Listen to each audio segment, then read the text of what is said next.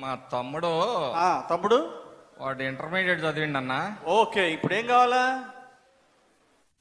Engineering seat ఒకటి కావాలన్న. ఓ, engineering seat ఏముంది? అలాగే ఇంతకు ర్యాంక్ ఎంత? ర్యాంక్ రాలేదు. ర్యాంక్ అంటే గీరుకుంటావరా? ర్యాంకు రాలేదన్న. ర్యాంక్ రాలేదా? పోనీ ఇంటర్మీడియట్లో ఎన్ని మార్కులు వచ్చినాయి? ఎంత పర్సెంటేజ్? 90%, 95? కాదన్నా, అదేదో కోటా అన్న, ఏదో కోటాలో సీట్ ఇస్తారంట కదన్నా. ఏం కోట? డొనేషన్ కోటానా? డొనేషన్ కట్టాలి. అరే, పర్సెంటేజ్ ఎంత వచ్చింది మనోడికి తమ్ముడు? 90%? 2 సబ్జెక్టులు పోయినాయి అంటన్నా. ఏంది?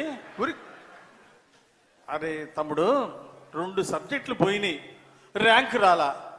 ఇదిగో రూల్స్ ఒప్పుకోవు, సీట్ ఇప్పించడం కష్టం, కుదరదు, ఏమనుకోమాక అన్నా. నువ్వు అనుకుంటే అయిద్దన్నా. అనుకుంటే అయింది. ఎట్లా అయింది చెప్పు అన్నా. నారాయణ కాలేజ్ ఎవరిదన్నా? నారాయణ కాలేజీ మన నారాయణ గారిదే. మందే కదా సార్. మరి భాష్యం కాలేజీ?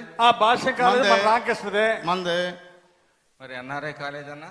ఎన్ఆర్ఐ కూడా మన ఆడపడిదేగా. అదే మందే. అయితే ఏందిరా? విజ్ఞాన్ ఎవరిదన్నా? విజ్ఞాన్ కూడా మన ఎంపీ గారిదేగా. మరి అన్ని మన అయినప్పుడు మనోడికి మనం ఇవ్వపోతే ఎట్టన్నా? ఒక సీటా? Correct sir, correct correct correct. అరే, చిన్న సిక్కు వచ్చిందిరా తమ్ముడు. ఇదిగో లోకేష్ గారు అసలు ఒప్పుకోరు, పూర్తి మెరిట్ అంటాడు.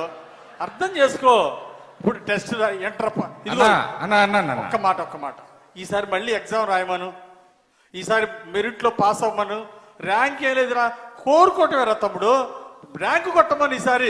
ఈసారి బాగా చదవమని మీ వాడిని. కాదన్నా, వాడు ఒకటే మౌనంగా సతాయిస్తుండన్నా. చంద్రబాబు గారు ఏదో చెప్పింది A1 అంట కదా. ఆ గ్రూప్ కావాలా? ఆ గ్రూప్ కావాలంట. ఆర్టిఫిషియల్ ఇంటెలిజెన్స్ చెప్పవాలి. ఆర్టిఫిషియల్ ఇంటెలిజెన్స్ సార్ చెప్తా ఉన్నాను సార్. అరే అయ్యా, ఏమనుకోబాకరా. ఈ ఆర్టిఫిషియల్ ఇంటెలిజెన్స్ ఏదని ఈసారి మళ్ళీ ర్యాంక్ తెచ్చుకోమను. లోకేష్ గారు మళ్ళీ ఎగ్జామ్ రాయాలి, మెరిట్ చూడాలి అప్పుడే. అంతేగాని నువ్వు చెప్పినట్టు లోకేష్ గారికి ఫోన్ చెయ్యి అన్నా. లోకేష్ గారి పాదయాత్రలో కూడా మా వాడు మొదటి నుంచి చివరి దాకా ఉన్నాడు అన్న. ఉన్నాడు సార్, ఉన్నాడు.